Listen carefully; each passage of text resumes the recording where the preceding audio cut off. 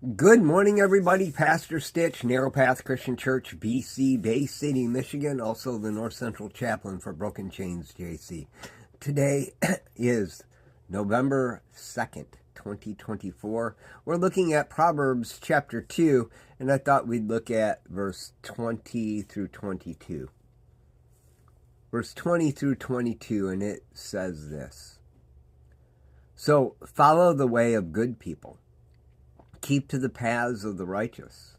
For the upright will inherit the land, and those of integrity will remain in it. But the wicked will be cut off from the land, and the treacherous uprooted from it.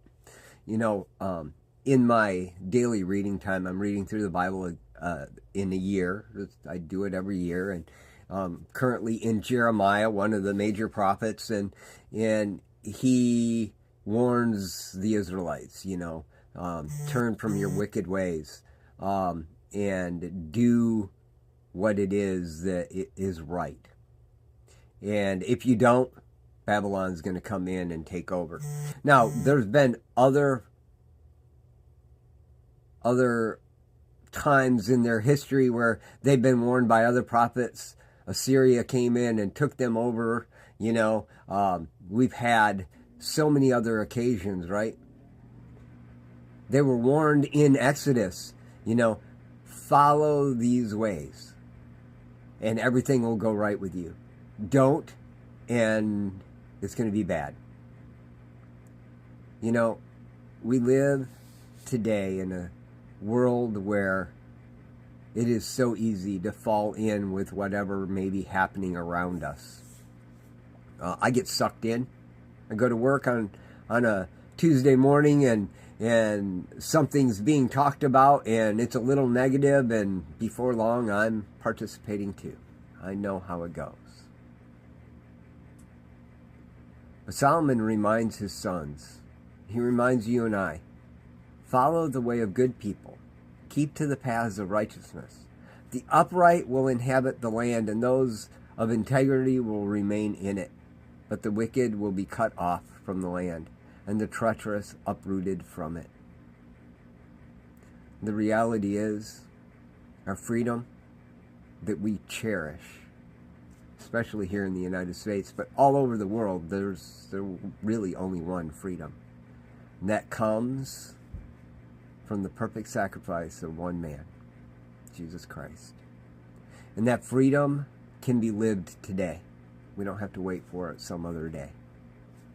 My challenge for you today is take a look at the ways that you're following. Take a look at what's happening in your life. When you find yourself getting sucked into that negative thought or that negative occurrence or that wrong action, you have something you can do about it. You don't have to continue down that path. You can repent. You can remember that there's one man who gave his life so that you can be free. It's an important thought for us today. Remember that. We all have that one man to thank for our freedom. Here in the United States and around the world, you have national pride. And you have men and women who have fought for your freedoms as a nation. And you can thank them and be grateful for them too. And I do. I cherish our church, our nation, our communities.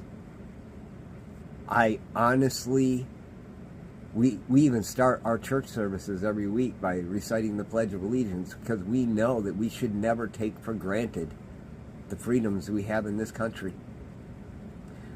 But the reality here is, it's not just remembering someone, it's what we do with that remembrance.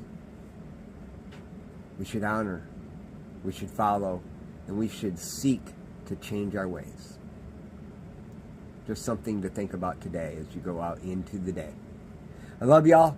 Hope you have a great day. God bless.